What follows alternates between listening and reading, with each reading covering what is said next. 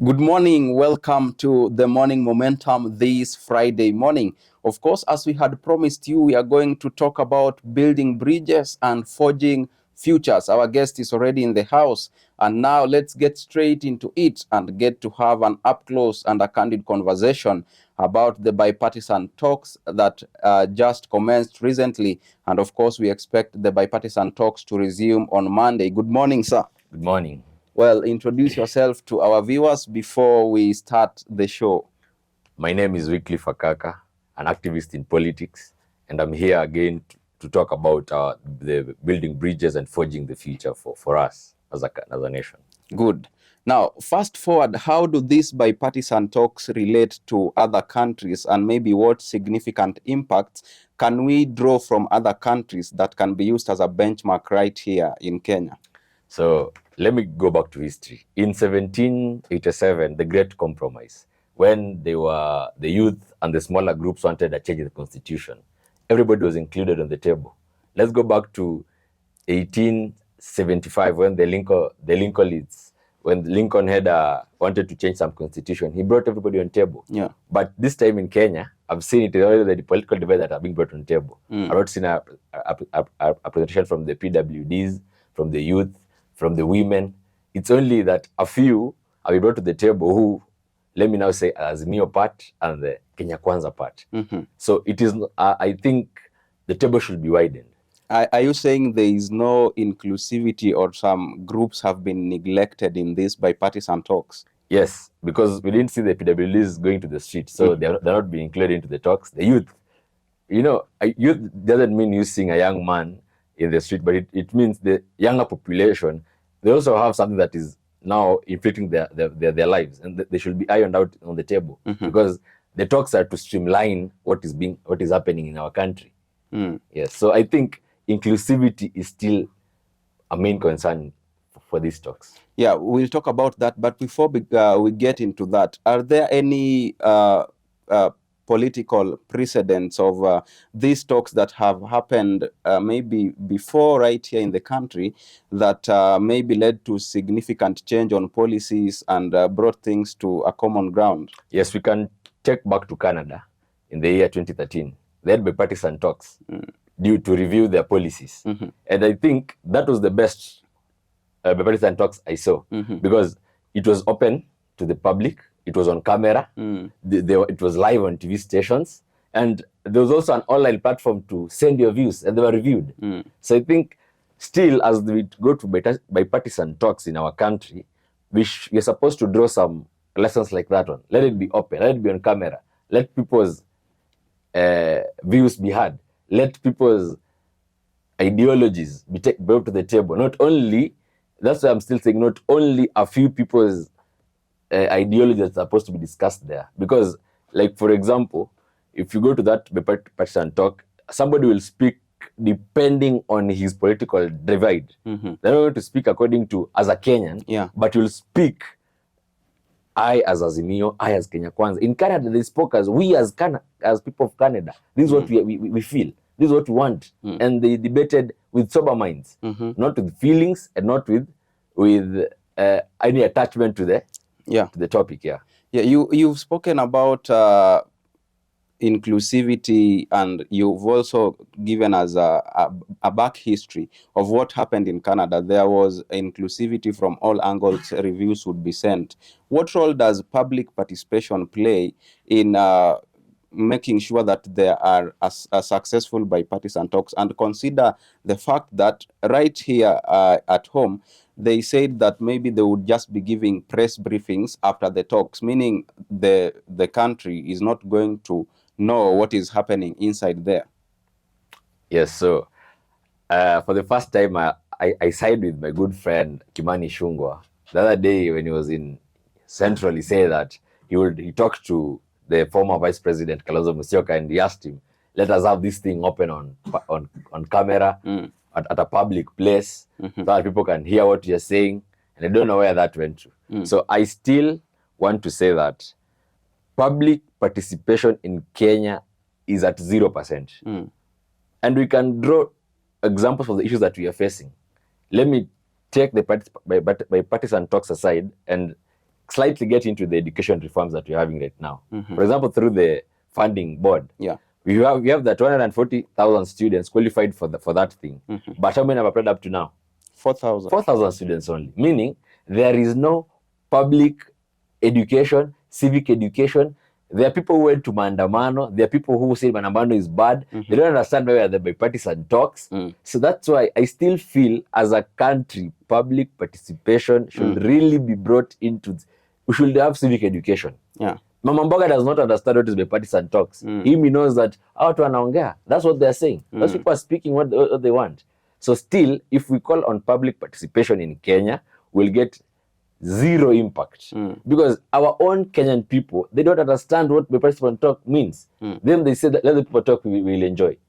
So if Mama Mboga, if the boda man, if you as a teacher, you as a professor, you are not even like we are supposed to understand that in Kenya, the people are ignorant about these things. Now, there is a boda man who carried me today in the morning, and I asked him, do you know what the bipartisan talks? Then he's like, I don't know. Let the viongozi do what they want to do. We are here as Kenyans. Is there a need to create awareness about what bipartisan talks is all about? I think before they will have rolled out the bipartisan talks, at least they will have gone around the country again during the campaign, as they went during the campaign time, talking of what they want to present to us during the bipartisan talks. Not having everything closed door. For example, if you ask a man who is supporting Azimio, what are you presenting on the table? He will tell you Raila Amolo Odinga knows. If you ask a person who is from Kenya Kwanza, what are you presenting on the table? He will tell you Ruto knows well. So I think before they roll out, they will have rolled out the bipartisan talks. They will have gone around the country collecting views. Collection of views is important. I know civic education comes from there. Collection of views comes from there. Now, people went through to a Maandamano. They held prayers.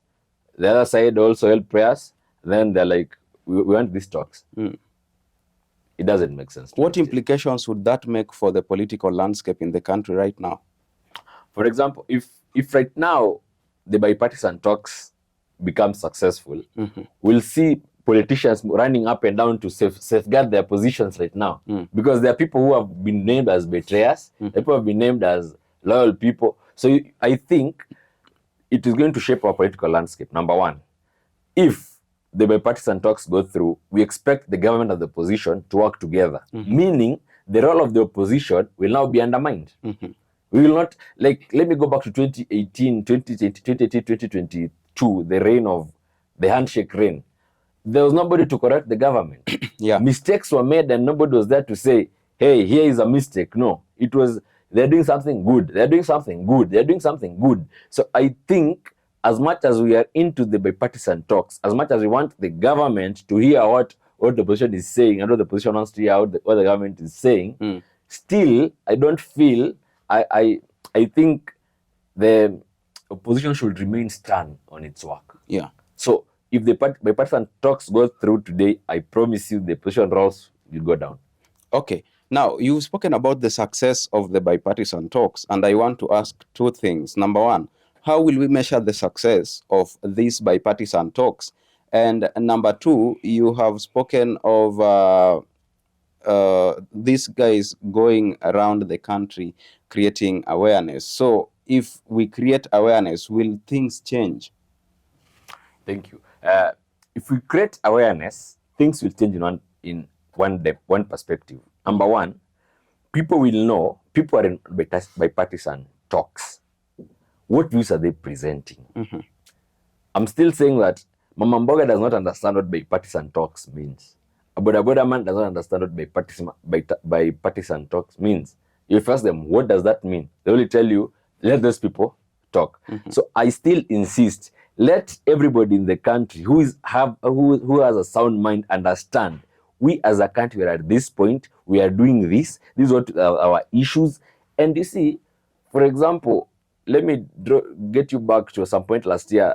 One of the aspirants was asked how much is bread in the supermarket.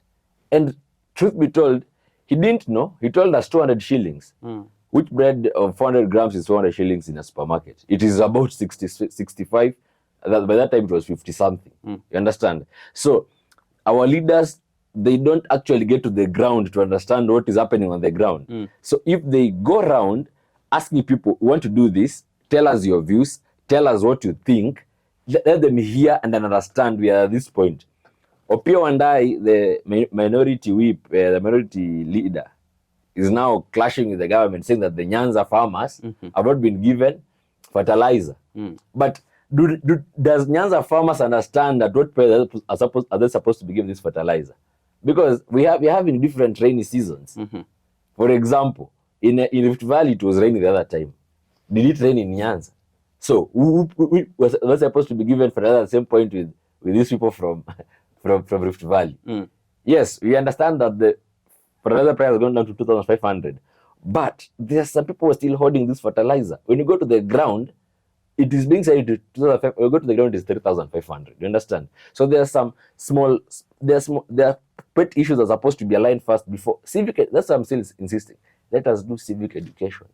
Like right now, the president is going around launching projects. You see, a project has been launched in Viga yesterday about water supply. There is somebody who does not understand what that water supply is supposed to do in his own county. So we as a country, we already need more and more and more of civic education. Yes. How will we measure the success of the bipartisan talks? Number one, the success of bipartisan talks. I heard the president say the other day that it is not going to touch on anything on cost of living. It is only going to touch on issues that are affecting Kenyans apart from the cost of living. But right now the cost of living is bad. Yeah. And we have to understand that let us give people flowers when they're still alive. When Ruto got to power, our GDP was at what point? 4.8. Right now it is at 5.6. Let us give people flowers when they're still alive. Me, I'm still trying to say the cost of living, yes, it's a burning issue. I know. It's burning even me. I can't even afford a 3-course meal today, every day in the week, maybe once or twice a week. Because it is bad, yes, but you have to undergo this to make our country strong again. So the success of bipartisan talks, number one, will be the stop of Mandamano. That is number one. Because at Mandamano, what have we seen? Lives have been lost, properties have been damaged. We have seen our roads that were built with, we are paying for those roads still. The expressway are still paying for it. It is now banned. There are some parts that are still are having potholes because of the burning that has been undergoing on. Go to Mulolongo right now. It is not as beautiful as it was. They're trying to make it beautiful again. So one success of these bipartisan talks will be the stop of Mandamano, the stop of abusing our own leaders. It is so pathetic to see leaders being arrested anyhowly. Your MP is being in a boot of a Subaru, being headed to a being held incommunicado. Number three, the success of bipartisan talks, I want to see the reduction of hate speech. It is really bad when you see our leaders talk on basis of hate speech. Let leaders speak on basis of ideologies. And I think the one major success will again be peace, in terms of the outgoing regime will not be punished because now, you see, it is believed that they are holding the other side. Yeah. For example, the peace, the decision of peace at Mamangina's place, Uru's Muigai, San, Jomo, you see. So these are some of the successes we are looking forward. But again, I look forward for inter-unity in the country. Number one, I need to see the border clash at is it Sondu or at Sondu? Yes, around Sondu. I need to see peace there right now, because our leaders are talking.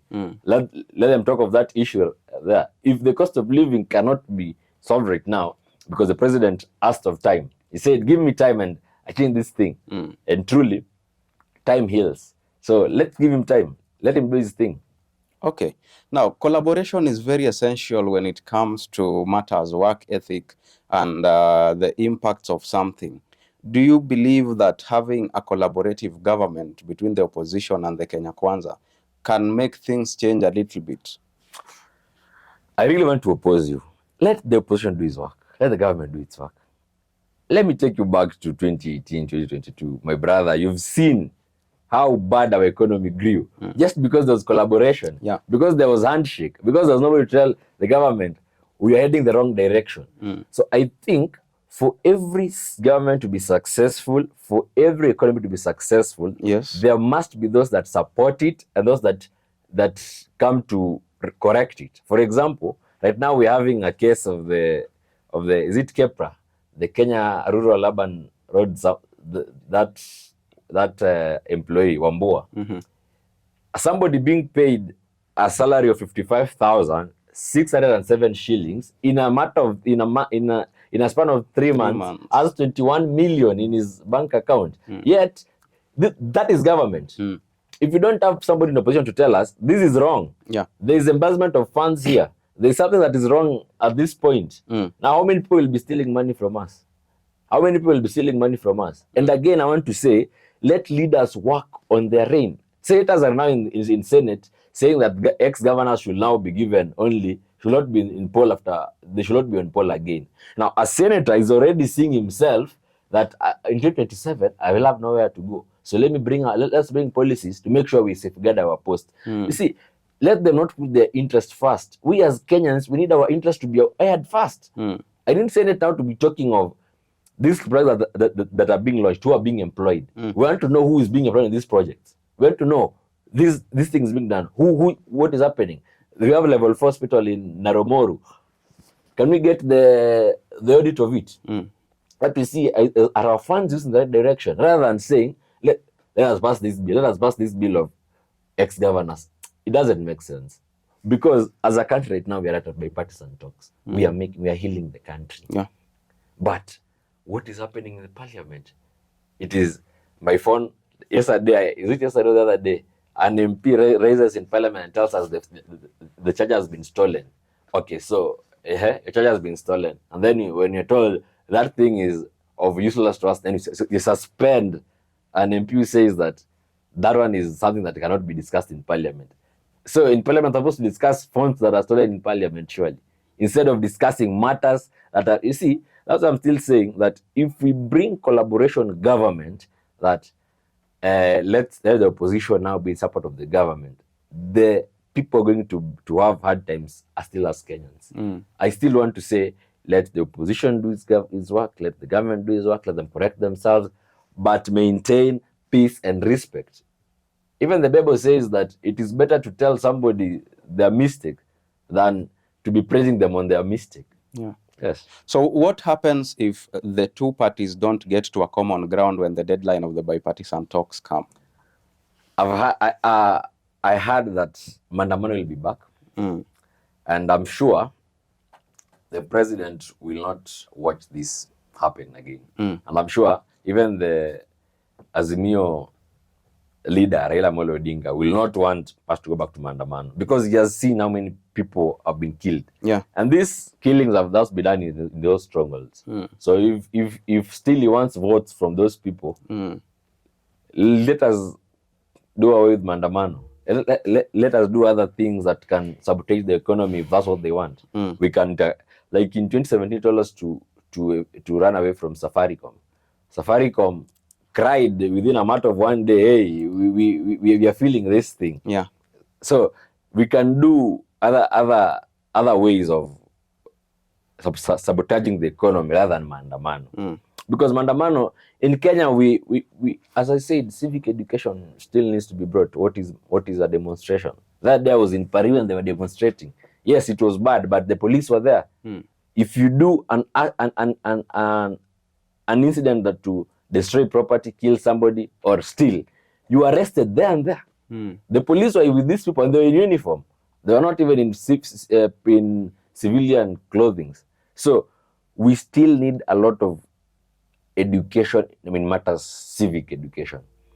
We need to tell somebody, when you're going to Mandamano, what do you need? You need your shoe, you need your cloth, and you need your voice. Just to air out what you, or you need a banner to say this is what you want. Rather than, we don't need to throw stones at the police. Let's even tell our police to be more peaceful. The police, when you're taking an oath, you took an oath of guarding, protecting, making sure these people are in peaceful and they are protected. And then it's so bad when you see a police throwing a stone at in a Mandamano. I feel it's so painful to me. Do police throw stones or tear gas? They throw stones. Go and watch the one that happened at number 10 at Madari. They ran out of tear gas and bullets, so they were throwing stones. Okay, let's talk about this. Are there any potential areas of compromise that the opposition and the government can iron out to get to a mutually beneficial agreement? Yes. Number one is how elections are conducted. I need to see an independent commission. I don't want to see a compromised commission. For the past 3 elections from 2013, that has been a compromised commission, whereby a section of the commission goes and announces the results somewhere else, and then we remain another section of the commission announcing the results somewhere else. So number one, I think both the opposition and the government should come up with a commission that they think is independent. People who have sober minds, they should not be compromised. And I think, for example, the chairman of the board this time should be more transparent, more accountable. The problem is, this comes that you are the chairman, you want to be given security, you want to be frustrated by the same government so that you run into their, you understand? And let the people who are being elected there, don't be greedy of money. So election is something that I really think should be of interest to everybody. For example, the RO who died in Embakasi East during the last year elections. The family is now bereaved. He has left a very young family just because of an election. Why should people be greedy for power? That's why they kill even people for just to win an election. Number two, I think something that they should need to talk about is the education reforms. Parents, students, even some of these public universities themselves don't understand what is happening in the education reforms. Yesterday, I heard somebody saying in a matatu that junior secondary has been scrapped off. You see, there's a lot of misinformation outside here. So let the government and the opposition also speak on these education reforms. They see how will parents benefit, how will students benefit, how will... You see, like right now, going to a course of law into University of Embu is 183,600, 900, sorry. So you in 1 year, you're like, okay, I come from Kavira. I was paying 500 shillings per term when I was in when I was in primary. I went to a high school in same Kavira. I was paying a fee of 10,000 for the rest for my 4 years. It was not an easy task to pay 10,000. Now I have passed exams at the University of Embu, and the fee is 183,900. How will I raise this money to go there? Yes, there is help, there is the scholarship, but is there civic education in the slums to tell them you are able to go about it? Because as you've said, the numbers don't lie; they speak out loud. So we still have a long way to go in these things. Another thing is, I think they need to talk about is cohesion and unity. You see, right now, it is so hard for yes, it is better now, but it is so hard for a Kikuyu to go in Kisumu and start a business because they just feel, no, these people might harm me. We're still feeling it up to right now, and the cohesion in terms of even how they distribute work in government. Let's not have one tribe dominating every sector of the economy. You go to power, this tribe. When you go to a specific tribe, is now leading the whole country. Let there be cohesion in the country. Let's not see nepotism taking place into our country. Another thing is, and I'm still repeating it, speech. The bipartisan talks should now align themselves in matters speech. I don't want to see it's like mockery, it's like hatred speech. Let us speak on matters of that. Let's tell the government, when you speak on behalf of Kenyans. Opposition, when you speak on behalf of Kenyans. Let's not personalize these things. The other time that lady was speaking to the Uasin Gishu government. If you had a speech, she was speaking out of a very painful heart, telling the leaders, you are lying to us plainly, and your tongues are very soft when lying. You know how to mince words right and left. So let us tell people the truth.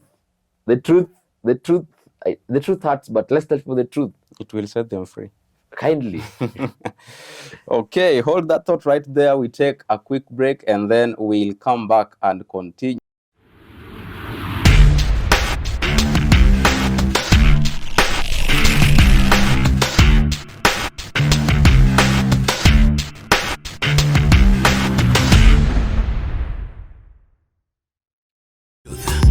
Ever the best. Hallelujah.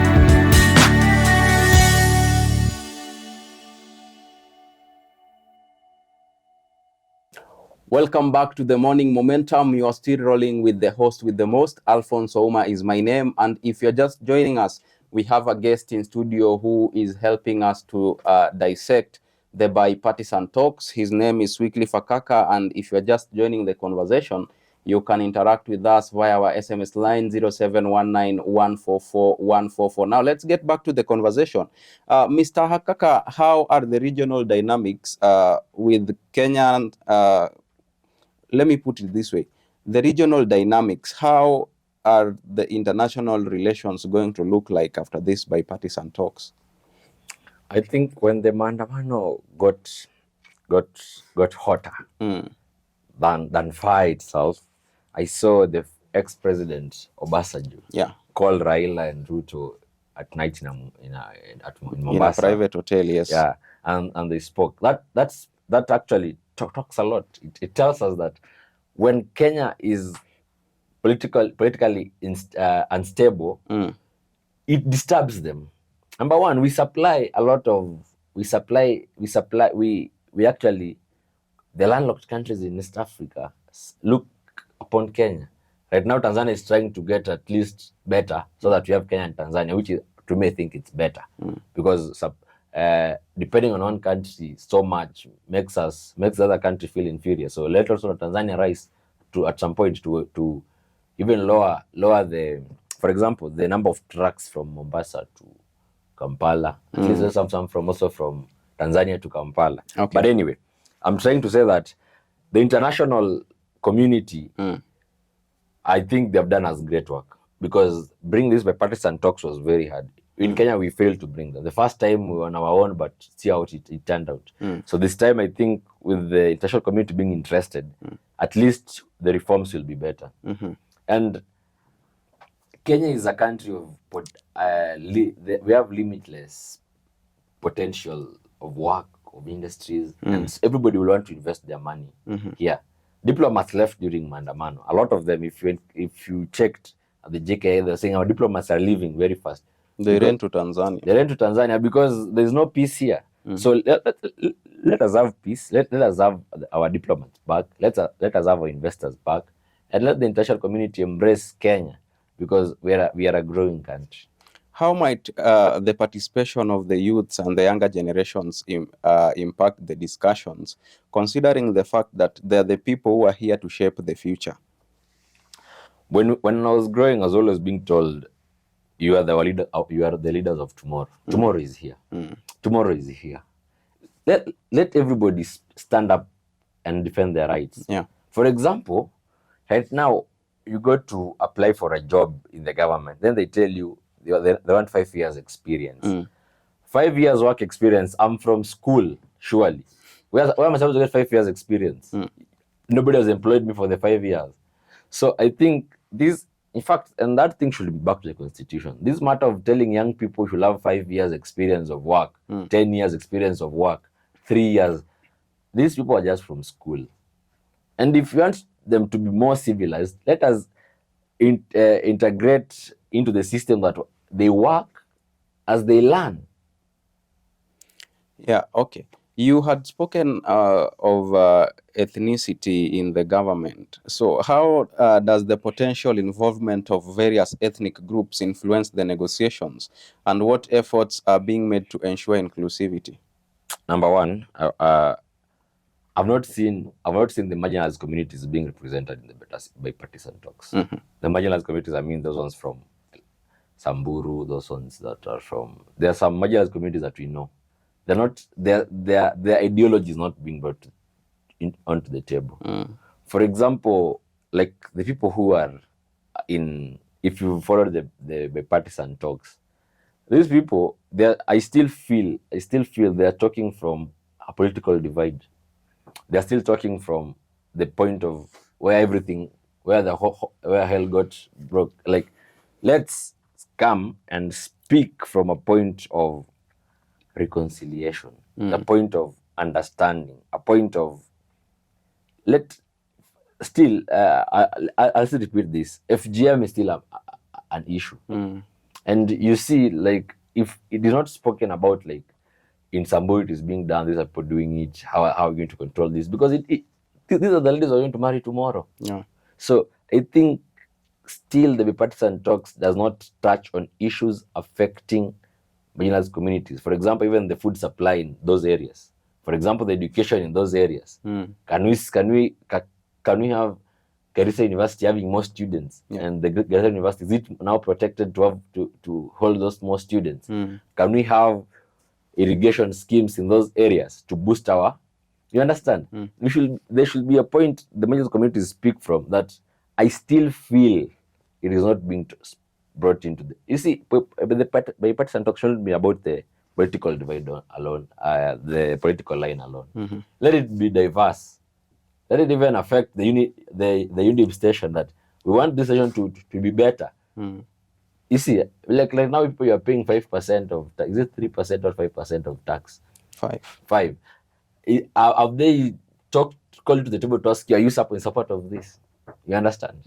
Yes. You have just reminded me of something. We were in a conference somewhere with the Digital Broadcasters Association, and everybody was complaining the rates are too high, from the MCSK to the PRISC.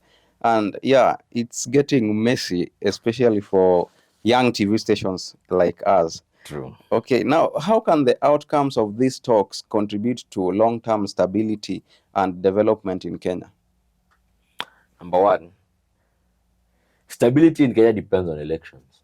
Truth be told, if we come from an election when we are unstable, it jeopardizes the first 2 years of a political regime or 3 years of political regime. Then when you go to the 4th year, there is peace because everybody is preparing for the 5th year, which is a political year. Yeah. So I think once they streamline on elections so that everybody comes out of the election satisfied, we'll not be losing the first 2 years or 3 years in talks, in pushing for people's rights. You understand? For example, it is exactly 1 year, one day since Ruto won elections. You understand? But in a scale of 1 to 10, according to his manifesto, on his manifesto, it is when he's now launching the project. You understand? Yeah. Of whatever he was promising.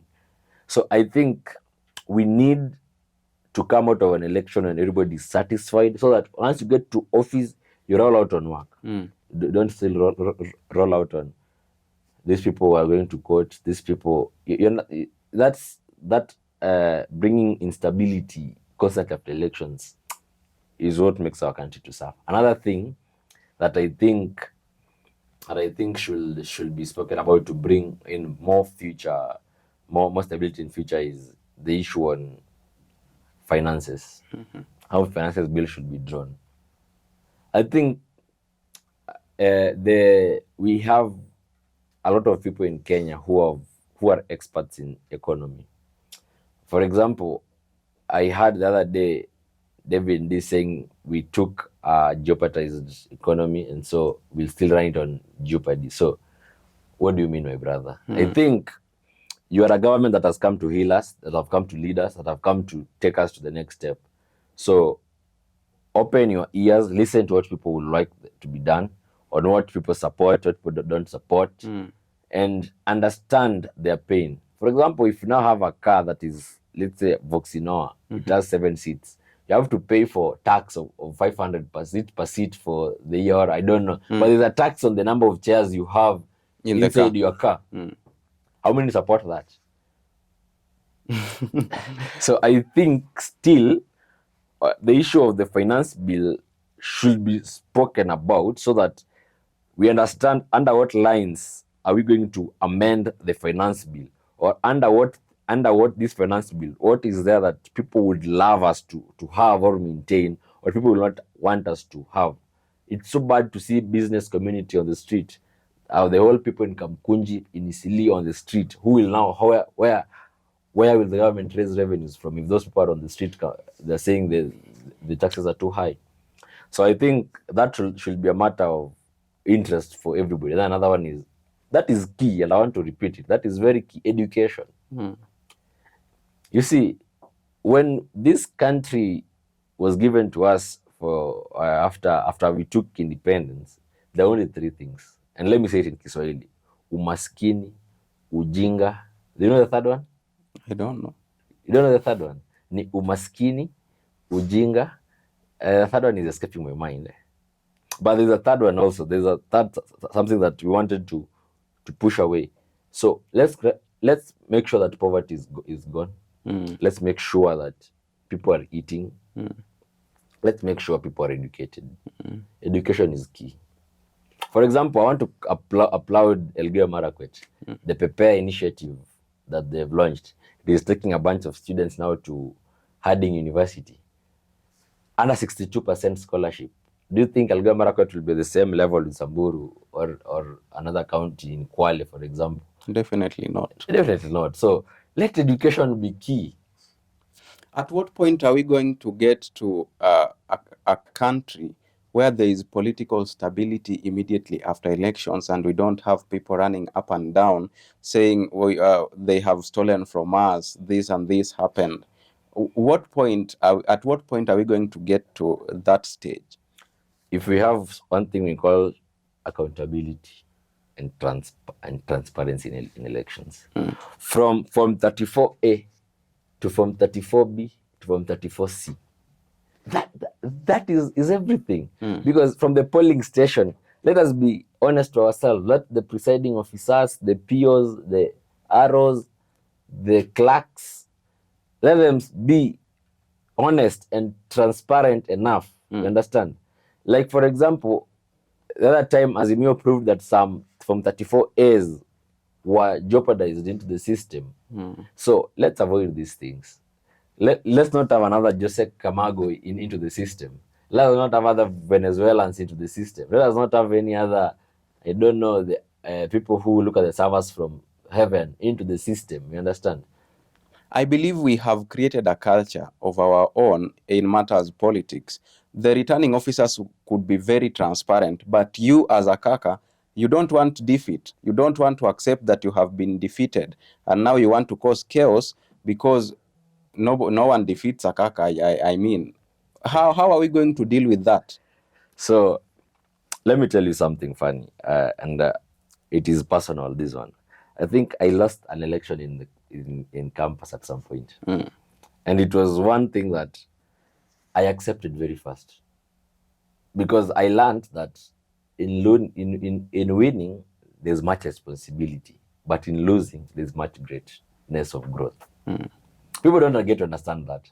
Do you see? Let me tell you, Raila has been losing elections all through, but in losing he has been the greatest politician ever we have had in Kenya. So what makes you think he has been the greatest politician? He's the best we've never had. Okay. For example, but I like his policies, by the way. Yes, I know our president is smart. Our president is so smart. That one I cannot even. He needs to be a unit in the campus so that we understand how he does his political stuff. You want to study President William Ruto? Yes. So I mean, like, we need transparency and accountability. Okay. And as a country, let's learn to accept that in any race there is winning and there is. See, the funny thing, these people go to maandamano, these people who, they also bet. And in betting, you lose or you win. And when you lose, you feel bad and you get over it and you say tomorrow is another day. And when you win, you celebrate it. So let's not personalize politics. Let's do politics of ideologies. You see, it is not a matter of life and death. It is a matter of giving people time to do their thing. Okay. Yes. What kind of structures should we expect on Monday? I'm still so skeptical about what to expect on Monday, because even the political briefs that they are giving are still not giving us a picture of what to expect. It is still on divide. So on Monday, I still expect us, the way the channel we are taking, if it is not rectified by today and tomorrow, then on Monday, we are going to still have the Azimio Mandamanos and the Kenya Kwanza talks. So I'm so skeptical about that question. Unless today I hear a different speaker in the political press, they're still speaking on issues. You understand? The other day, Kimani Ichung'wah said that when we're inside there, these people speak of their own personal interests. You understand? So if one side is claiming, people are not speaking of the national of people's interests, speaking of your own interest. You see, still, there is nothing expect to be in Monday that will help you as Alphonse. Me as Akaka, what will help me now if somebody is speaking about his own stomach inside the talks? Okay. Yes. Now, Elvis Doso has asked a question right here. How do the participants envision fostering a sense of reconciliation and cooperation beyond the immediate results of these talks? I think whether they agree or they don't agree, I still think the Azimio leader and Kenya Kwanza government should have peace. Whether they agree or they don't agree, they should be like, okay, we don't agree with you. We are now the opposition, so let's oppose you. But let us oppose you in a civilized manner. And the participants themselves, you see, in Kenya, it's about, they take chance in making themselves history about themselves. For if Alfonsoh was in the talks, he'll come out, I was part of the partisan talks, and during our time, unless they come and say, I as Alphonse, I was in the bipartisan talks, and during our time, I represented Kenyans on these matters, rather than saying, me as Alphonse, I was and I said, you understand? Those are very different things that you're going to tell us. True. But still up to now, that's what they're speaking about. I as Wyclife Akaka, I am saying. I said, and this is what I want to. I did. They are forgetting they're representing 40 million people outside here, or 40 million people outside here.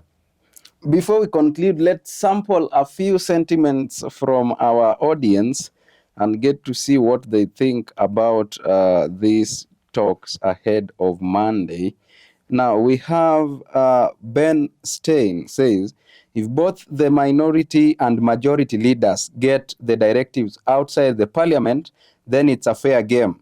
No need to converse about bringing the leader of the opposition to parliament. Let our leaders think about things that help the ordinary people, not politicians. Okay. Joshua G. Waweru says, when going to the elections, Azimio had not anticipated an outcome where they would end up in opposition. Had they won, would they be comfortable holding bipartisan talks with KK and entertaining the idea of office of official opposition? Such a bunch of hypocrites. Okay.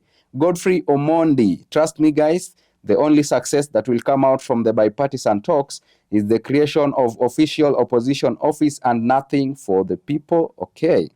Brian Chemwa says, my worry is that we don't have youth representatives in these bipartisan talks. You spoke of that, by the way. Yes. Or the cost of living isn't affecting youths.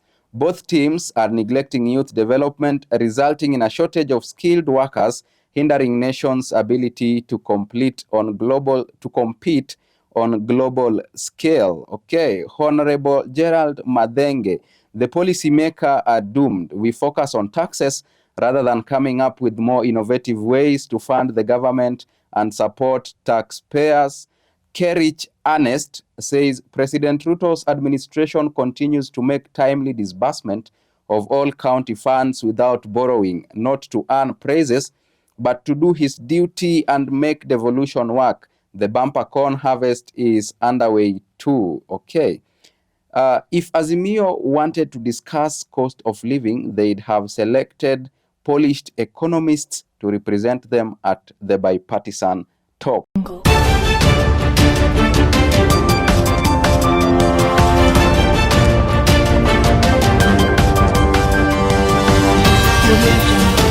So those are some of the things or the sentiments sent in by you guys. You're also part of the conversation. And as we come to an end, Mr. Wyclife, what would be your parting shot, and maybe what should we expect on Monday? I'm still skeptical about what to expect on Monday, but I hope for the best. Let the country reconcile. Let the youth be given chance to speak out their minds, and let the government and the opposition teams lower their ego. It's not about them. It's about us. Okay. Thank you. Thank you so much for coming to the show. And to you guys also, many thanks for choosing to stay with the Morning Momentum. I have been your host, Alfonsoh. We take another episode on Monday, same time, same place. Many thanks to all those who made this broadcast a success as well.